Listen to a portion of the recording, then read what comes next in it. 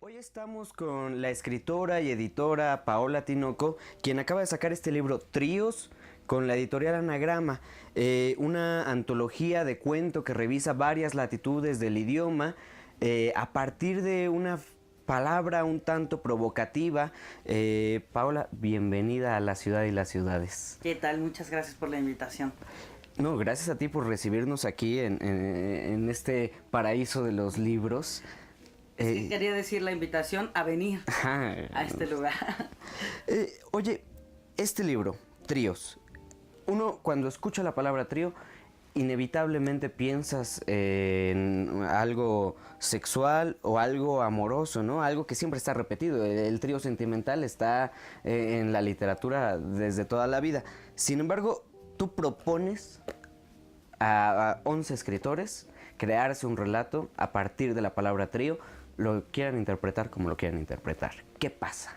Esa era la idea precisamente y ¿qué pasa? Pues que el trío se les desbordó a la mayoría de ellos, porque empezaron con algo que podía ser la historia que cualquiera imaginaría, un trío sexual, y empezó a ramificar de otra manera.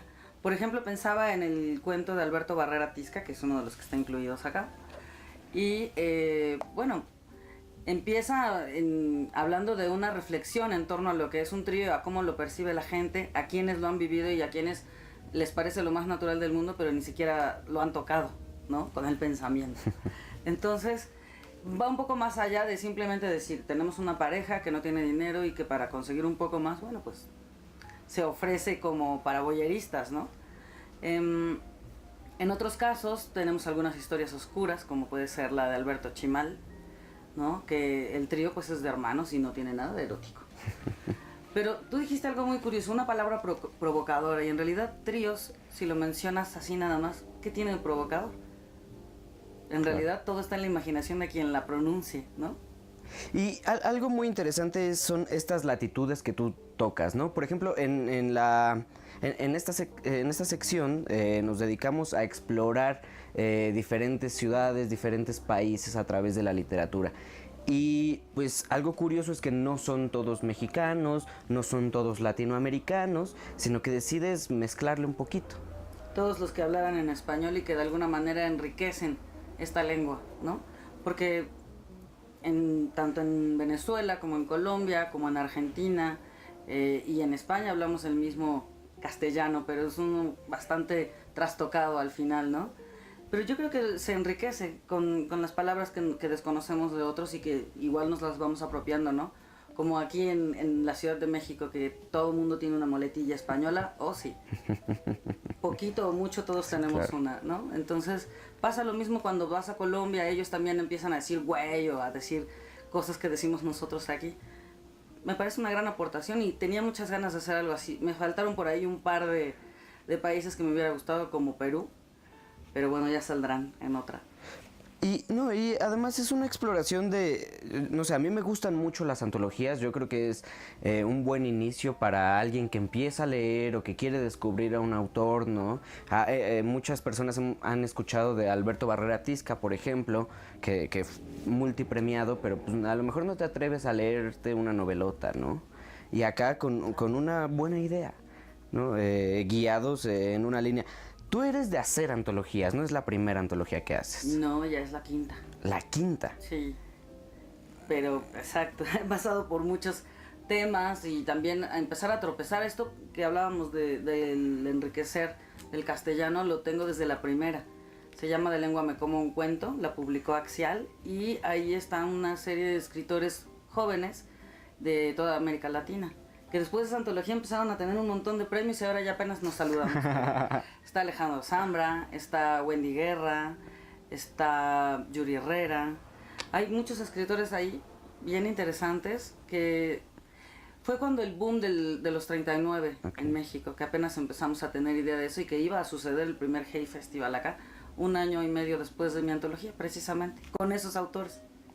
Y ahora, aunque casi todos los autores son bien conocidos o todos los nombres nos suenan, apostaste por una autora nueva, que eso es muy interesante. Dos, una autora nueva y una violinista. Sí, la autora nueva es Mariana H., definitivamente. Que que le había leído cosas, algunas columnas que tenía en Excelsior o en otros lugares. En Este País escribía, ¿de acuerdo? Ahí la leí por primera vez, pero no escribía cuentos, o al menos no que yo le hubiera leído. Y en esta ocasión decidí tomar uno de los muchos cuentos que ella nos narra cada vez que nos encontramos en las ferias o en los festivales, pero que lo llevara al papel. Y lo hizo muy bien. Yo creo que ese y el cuento de la violinista, Isabel Mellado, son de los más comentados. Y son las menos conocidas acá. Sí, claro, es que te acercas, es lo que te decía. Yo no sé cómo habrá sido con la primera antología, si ya eran muy publicados esos autores o... Algunos de ellos todavía no tienen un libro en México. Ok. Como Álvaro Bizama, por ejemplo. ¿No? O llegan, pero a través de las editoriales pequeñas, que ahora ya son muchas, que están en Argentina, en Cuba o en Colombia y que los publican, y llegan aquí a través de las ferias y los festivales, ¿no? Así es como conocemos algunos de estos libros. No, y que es muy buena como la mezcla de Juan Villoro y dos nuevas escritoras que se dan a conocer, ¿no? Y además en una editorial que viene como a arropar, ¿no? O sea, que te publique Anagrama ya es... ¿Qué te puedo decir? Ha sido mi casa durante 14 años y creo que una bonita manera de decir adiós es dejar un libro adentro y ahí está. Tú también como autora has publicado libros de cuentos. Uno en Páginas de Espuma y todos los demás están por montones de antologías. Y aunque tu vida está metida en la literatura, de todo tipo de literatura, de todos los géneros, algo constante es el cuento. ¿Qué le ves tú al cuento? Que tú ves el espectro literario desde todos los niveles. Sí, pero para mí el cuento tiene esta oportunidad de dar un golpe bien dado. Tienes que pasar mucho más tiempo, creo yo, porque los cuentos no se escriben tan rápido, que sean menos... páginas comparado con una novela, incluso una corta, no quiere decir que no sean complicados. Claro. Entonces pasas tanto tiempo tratando de resolver mucho en poco espacio que creo que se convierte prácticamente en una pieza de arte. Al menos es la forma en la que yo los veo, ¿no? Y en la que los leo también. Como lector es una recompensa pronta. Como escritor es una recompensa de haber hecho el pastel perfecto, con todos los ingredientes necesarios y que no falla a la hora de llevárselo a la boca. En este caso, a la hora de empezar a leer algunas páginas, porque si no los atrapas en la primera, los perdiste para siempre. Entonces, me gusta mucho esa especie de magia para hacer mucho en poco espacio. En la novela te puedes perder por las ramas y te puedes caer a la mitad de la novela, pero recuperarte al final, ¿no? Tienes mucho espacio para eso, aquí no. ¿Sientes que se consiguió lo que tú querías a la hora de provocar a los autores? Sí y no. Hubiera querido que fueran menos los temas en los que hubiera sexo incluido, pero creo que en el fondo eso también iba a decepcionar a mucha gente, entonces los dejé tal y como estaban. Sí lo conseguí, me encantaron las vueltas que le dieron, me encanta la forma en la que inventa un trío Isabel Mellado, ¿no? Y Santa Claus incluido. Me gusta que el trío de Alberto Chimal sea 3 personas que están cuidando la puerta que va a la calle de los muertos. Y que el trío de, por ejemplo, Eduardo Antonio Parra haya una persona ausente. En realidad es un trío, pero no son 3.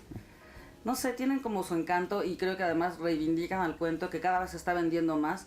No como quisiéramos, porque los tirajes, digamos, de una novela a la que se le apuesta son de 10,000 a 20,000 ejemplares y en un libro de cuentos al que le apuestas, como muchos, serán 2,000. Oye, Paola, pues muchas gracias y pues nada... acérquense a leer tríos, a buscar las otras antologías de Paola Tinoco, tanto como antologadora como autora. Ya lo dijiste, en Páginas de Espuma está tu libro de cuentos. Y pues muchas gracias por recibirnos hoy. Gracias a ustedes. Esto fue La Ciudad de las Ciudades. Yo soy Ezra Alcázar y nos vemos la próxima. Un esposo es un tatú vivo. Bien feo el tatú mío. Cada noche aspiro sus ronquidos entre estas sábanas muertas. Ronca en alemán. Fue él quien me regaló la amplitud de la tristeza, y la U, y la O, y la A. Donde hay mucha vocal es posible la vida inteligente, juzgué al oírlo por primera vez. Sus labios pronunciaban de la A hasta la U y mucho más entre medio. En eso no era nada tacaño. Tanta vocal es parámetro de calidad de vida y calidez de boca, deduje. En fin, ahora conserva para mí el revés de su cariño. Sus ojos amorcillados apenas me miran. Lo conocí de golpe, un viernes, cuando colgaba del cielo mi luna favorita. Una hora más tarde recorríamos él y yo la ciudad a pie, del Unter den Linden a Tiergarten. hacía poco tiempo unificadas. Las calles se tanteaban con torpeza, nosotros también. Las frases diurnas de la ciudad colgaban escarchadas en los tilos, desiguales frase del este y oeste. Durante la primera semana nos confiamos el currículum de nuestro dolor y el suyo era sobresaliente. Unos agarrotados guantes dentro de su auto lo corroboraban. No quise competir con eso. Su dolor sentaba cátedra. Él era mayor que yo y era feo, así que me enamoré de su tristeza.